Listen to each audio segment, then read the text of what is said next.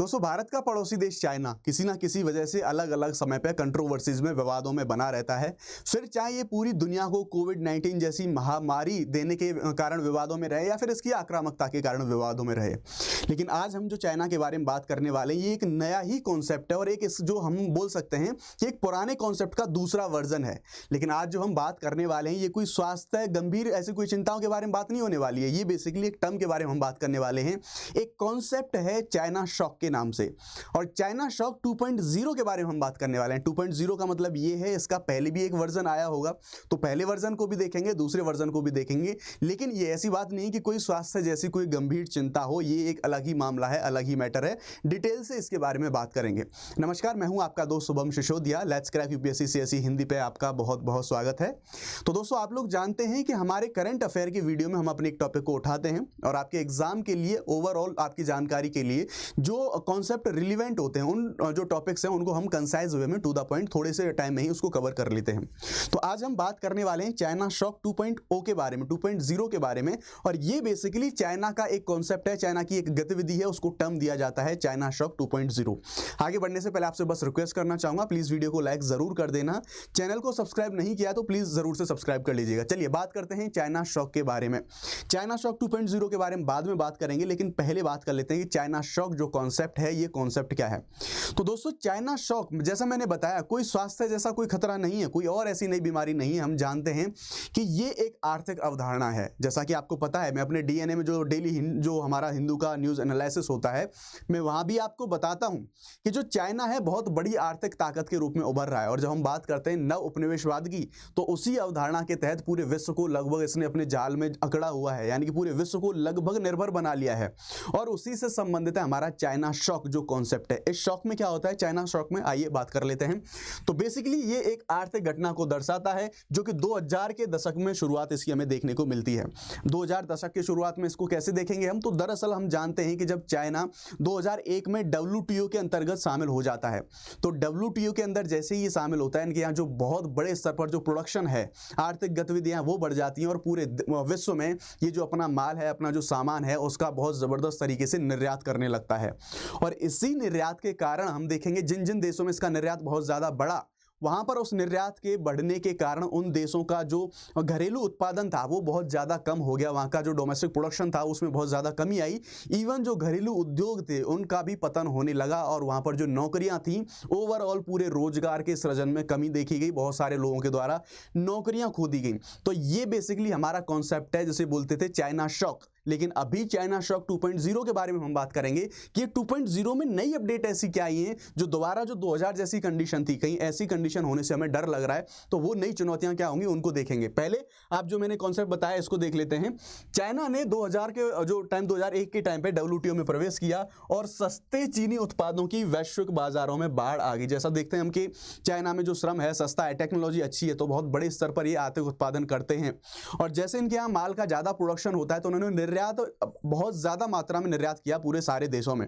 तो जब निर्यात इनका ज्यादा बढ़ा तो सारे देशों के मार्केट में चीनी जो उत्पाद हैं उनकी बाढ़ हमें देखने को मिली। और डेफिनेटली इसका जो पूरा नकारात्मक प्रभाव है अंतरराष्ट्रीय विनिर्माण पर पड़ा। जो हमारा हम बात करेंगे, इंडिया भी उसमें शामिल है, इंडिया में भी देखेंगे हम कि यानी कि जो लोकल या फिर बोल सकते हैं डोमेस्टिक मैन्युफैक्चरिंग सेक्टर होता है, उस पर इसका नेगेटिव इंपैक्ट बहुत ज्यादा हमें देखने को मिला। क्योंकि इन सस्ते चीनी उत्पादों में कई देशों में घरेलू उद्योगों को कमजोर कर दिया और भारी मात्रा में नौकरियां खो गई। यानी कि सीधी सी बात है, चाइना अगर सस्ता प्रोडक्शन कर रहा है, अगर मार्केट में वो आ गया तो लोग सस्ती चीजें ही खरीदेंगे। और हमारा जो यानी कि या फिर जितने भी देश इससे इंपैक्टेड थे उनका जो उत्पादन था वो महंगा हो रहा था, तो सीधी सी बात है लोग महंगी वस्तुओं को क्यों खरीदेंगे। इसलिए जो चाइना के जो उत्पाद हैं उनकी जो मांग या फिर हम बोल सकते हैं उनकी जो डिमांड और चाइना की तरफ से एक्सपोर्ट सारे मार्केट्स में हमें बहुत ज्यादा देखने को मिलता है। उस टाइम पर अगर जब हम देखते हैं चाइना जैसे शामिल होता है WTO में, तो उस टाइम पर तत्कालीन जो यूएसए के राष्ट्रपति साहब थे, कौन थे, बिल क्लिंटन, उनके द्वारा चीन के WTO में प्रवेश का समर्थन किया गया है। उनके द्वारा कुछ और ही सपने सजाए गए थे कि अच्छी बात है चाइना WTO में आ गया है, तो लेकिन ऐसा कुछ हुआ नहीं था, उल्टा पड़ा था ये पूरा पासा। इनका ये मानना था कि इसके द्वारा जैसे WTO में अगर चाइना आ जाएगा तो चाइना का आर्थिक एकीकरण होगा और चीन को जो राजनीतिक सुधार है उनके लिए जो भी बाध्य किया जा सकता है इसके द्वारा। अब पॉलिटिकल सुधार कैसे, तो आप थोड़ा सा आइडियोलॉजी पे जाएंगे, इनके आदर्शों पे जाएंगे कि यूएस की आइडियोलॉजी है जो बाजार पूंजीवाद है वो, और ये जो हमारा चाइना, जो हमारा पड़ोसी चाइना है, ये इसके बारे में बात करें तो ये एक साम्यवादी जो सोच है उस पर निर्भर करता है। तो यूएस के द्वारा इसी चीज को बोला गया था कि अगर ये, जब इनकी बातें सीधी सी, जब इनको मार्केट की ज्यादा जरूरत होगी तो ये अपनी विचारधारा को छोड़ के हमारी जो विचारधारा है उसकी तरफ अलाइन होने को हमें देखने को मिलेगा। ठीक है, तो चीन ना केवल अधिक अमेरिकी उत्पादों का आयात करेगा, इनके द्वारा ये भी कल्पना करी गई कि चाइना जो हमसे आयात करेगा, ज्यादातर जो अमेरिकी जो उत्पाद होंगे उनका आयात करेगा, ये भी इनके द्वारा कल्पना करी गई। बल्कि लोकतंत्र का सबसे, कह सकते हैं लोकतंत्र का ही नहीं बल्कि यूएसए का भी जो सबसे प्रिय मूल्य था, आर्थिक स्वतंत्रता, ठीक है, इसको भी अपनाएगा। ऐसा इनके द्वारा प्रेडिक्ट करा गया था कि चाइना जब डब्ल्यूटीओ में आ जाएगा तो फिर ऐसी कंडीशन होगी। लेकिन दोस्तों हुआ ऐसा कुछ भी नहीं। 2001 में चीन डब्ल्यूटीओ का सदस्य बना तो बाजार अर्थव्यवस्था की जगह उसने राज्य समर्थित पूंजीवाद ने वहां पर जड़ें जमाई। यानी कि वहां पर प्रोडक्शन तो बढ़ा, आर्थिक गतिविधियां तो बढ़ी, लेकिन सब कुछ गवर्नमेंट के हाथ में था, गवर्नमेंट की देखरेख में था। ऐसा नहीं था जो ओपन इकोनॉमी जैसे यूएस के राष्ट्रपति ने जो कल्पना करी थी वैसा कुछ देखने को वहां पर नहीं मिलता है। अब हम देखेंगे चाइना जो शॉक 2.0 है, ये जो पहला शॉक था उससे डिफरेंट कैसा था। तो यहाँ पर जो विशेषज्ञ या फिर पूरी दुनिया के द्वारा कुछ ऐसी चिंताएं जताई गई हैं कि कहीं ऐसा ना हो आज के टाइम पे, जैसे पूरी हमारी जो ग्लोबल चेन है, ग्लोबल सप्लाई चेन है, वैश्विक आपूर्ति श्रृंखला है, उसमें चाइना का दबदबा बहुत ज्यादा है। अभी हम वहां पर प्रमाण भी देखेंगे तो उसके द्वारा ये चीज देखेगी पूरे विश्व के द्वारा कि ऐसा ना हो 2001 वाले टाइम पे जिस तरह से चाइना ने एंट्री मार के सारे रोजगारों को खत्म कर दिया था बाजार में। अभी भी क्योंकि हम देख रहे हैं ग्लोबल सप्लाई चेन में चाइना का बहुत ज्यादा कंट्रीब्यूशन है, सिर्फ भारत ही नहीं ऑलमोस्ट सारे कंट्रीज को चाइना ने अपने ऊपर निर्भर कर लिया है। सारे देश ज्यादातर मामलों में आयात करते हैं चाइना से। तो शॉक 2.0 में हम देखेंगे क्या क्या चीजें शामिल हैं। हमें यहां देखने को मिला कि चीनी वस्तुओं की एक नई लहर आई है पूरी दुनिया के बाजारों में, जिसे देश के उच्च तकनीकी क्षेत्रों यानी कि ज्यादा जो हाई टेक्निकल एरियाज हैं उनमें भी चाइना के ऊपर निर्भरता देखने को मिली है पूरे विश्व की। जैसे अगर आप बात करेंगे तो सौर उपकरण, आप देखेंगे सोलर पैनल जैसी चीज जो कि नवीकरणीय ऊर्जा के लिए बहुत ज्यादा जरूरी है हमारे लिए, लेकिन उसके लिए हम डिपेंडेंट किसके ऊपर हैं? चाइना के ऊपर। ईवीज यानी कि इलेक्ट्रिक व्हीकल्स, यानी कि भविष्य के वाहन यही होने वाले हैं, लेकिन हम इसके लिए किसके ऊपर निर्भर हैं? चाइना के ऊपर। हम ही नहीं, पूरे विश्व की बात यहां पर करी जा रही है। उसके साथ साथ अर्धचालक निर्यात करने की जो महत्वाकांक्षा द्वारा प्रेरित है, इसको ही, इससे वैश्विक व्यापार के जो तनाव है उसको और ज्यादा बढ़ा दिया गया है।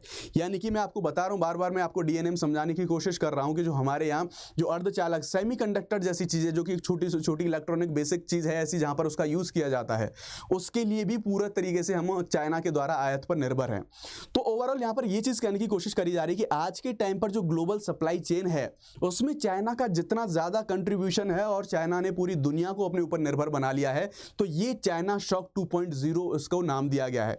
और इसमें 2001 जैसी ही चिंताओं का वर्णन करा गया है कि भाई उस टाइम की तरह आज के टाइम पे भी हम देख सकते हैं कि जो रोजगारों का खात्मा है, रोजगार खत्म होंगे, उसके साथ साथ जो हमारा जो डोमेस्टिक प्रोडक्शन है उसके समक्ष भी चिंता यहाँ पर इसके संबंध में देखी गई है। विश्व को सब्सिडी विरोधी कदम उठाने पर मजबूर कर दिया गया है।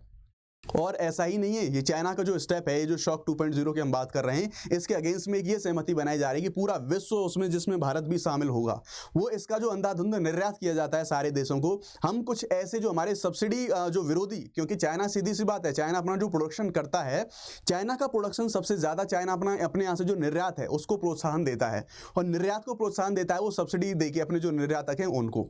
तो अब हमारे जो कंट्रीज हैं, जो सारे कंट्रीज हैं जो इससे इंपैक्टेड हैं, उनके द्वारा भी ये प्लानिंग करी जा रही है कि जो सब्सिडी विरोधी जो सारे स्टेप होंगे उन स्टेपों को हम उठाएंगे, और चाइना के द्वारा जो अंधाधुंध निर्यात सारे देशों में अपनी गढ़ जमाई जा रही है मार्केट में, उसको कंट्रोल करने की कोशिश करी जाएगी। सारे देशों की ये तैयारियां चल रही हैं चीन के विरुद्ध में। चाइना वैश्विक सौर सेल आपूर्ति का, अब यहां पर कुछ ऐसे फैक्ट दिए जा रहे हैं, कुछ ऐसे प्रमाण दिए जा रहे हैं, ये बताने की कोशिश करी जा रही है कि कैसे पूरी दुनिया चाइना के ऊपर निर्भर है। तो हम बात करेंगे, चाइना वैश्विक सोलर सेल आपूर्ति का 85% योगदान देता है, ध्यान रखेंगे, ठीक है, पूरे विश्व जो सोलर सेल है उनकी आपूर्ति का। सौर ग्रेड पॉलीसिलिकॉन, इसके बारे में बात करेंगे तो ये इसका 88% आप देख रहे हैं कि कितना बड़ा योगदान है चीन का। उसके बाद बात करें सिलिकॉन इंगेट्स और वेफर्स की बात करें, जो कि ओवरऑल जो सोलर पैनल होते हैं, जो सोलर एनर्जी की बात करते हैं उससे रिलेटेड होते हैं, 90% प्रोडक्शन चाइना के अंदर होता है ग्लोबल लेवल पे। तो आप देख सकते हैं कि चीन के ऊपर पूरे विश्व की निर्भरता इन मामलों में कितनी ज्यादा है। अब भारत के लिए चिंता की बात क्या है, भारत को क्यों परेशान होना चाहिए, तो हम देख लेते हैं कि भारत की निर्भरता चाइना के ऊपर कितनी ज्यादा है।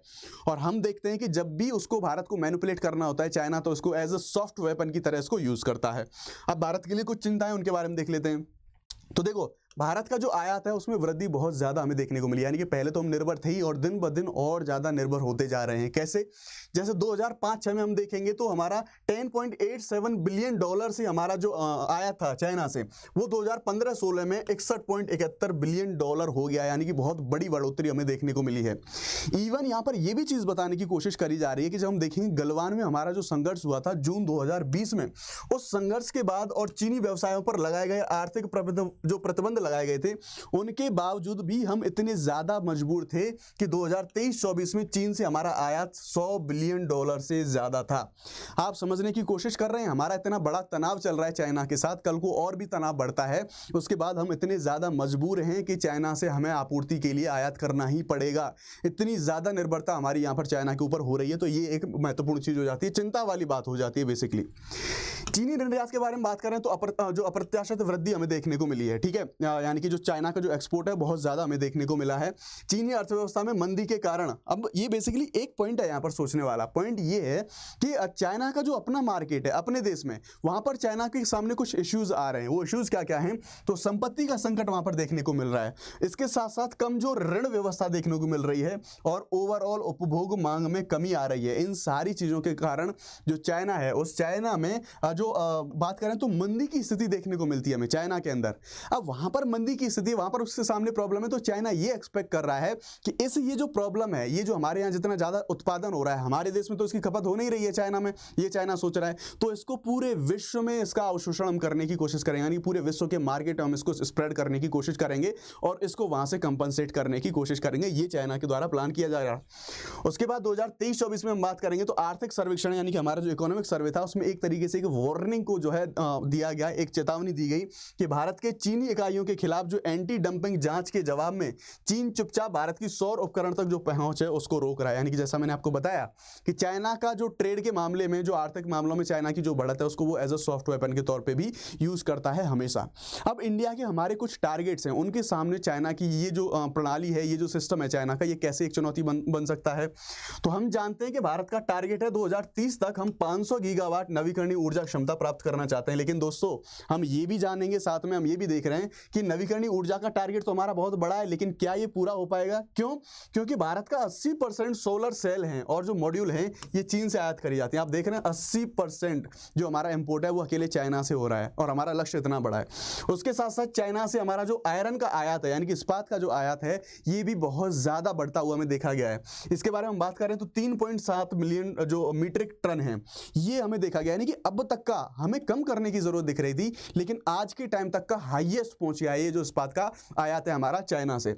इसके साथ साथ इलेक्ट्रॉनिक्स में भी हम निर्भर हैं। हालांकि जो मोबाइल फोन्स हैं इनका निर्यात बढ़ा है जो इंडिया है इसकी तरफ से, लेकिन ओवरऑल अगर हम इलेक्ट्रॉनिक्स की बात करेंगे तो चीन का दबदबा हमें यहां भी देखने को मिलेगा।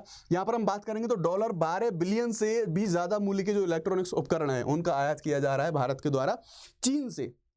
इसके साथ साथ 2020 में जो स्टैनफोर्ड जो एक यूनिवर्सिटी है, स्टैनफोर्ड के द्वारा एक रिसर्च करा गया, एक जो इनके द्वारा एक पत्र जारी करा गया, एक शोध में इनके द्वारा ये बताया गया कि चीनी उत्पादों की भरमार से जो मार्केट है पूरे विश्व में, वहां पर सिर्फ अमेरिका, यूरोप नहीं बल्कि पूरी इंडिया में जो नौकरियों की हानि है वो हमें देखने को मिली है। तो ये सारी चिंताएं हमें देखने को मिली है चाइना शॉक 2.0 से। आगे बढ़ने से पहले आपके लिए एक बस छोटी सी इन्फॉर्मेशन है, इसको आप देख लेंगे। अनअकैडमी का बैच है, ये बेसिकली जो ऑफर चल रहा है अभी, इस ऑफर को एक्सटेंड कर दिया गया है 30 सितंबर तक।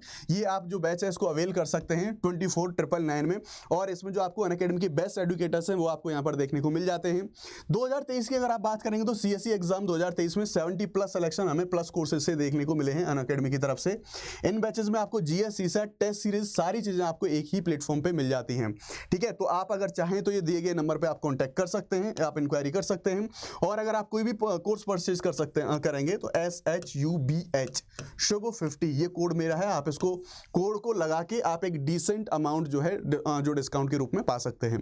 तो ये था हमारा चाइना शॉक 2.0। आई होप आपको इस कॉन्सेप्ट के बारे में पता चला होगा। अगर आपका सेशन पसंद आया है तो प्लीज वीडियो को लाइक जरूर करें। मिलते हैं आपसे अगले सेशन में, बहुत जल्द मुलाकात होगी। Thank you very much. Jai Hind, bye bye, let's crack it.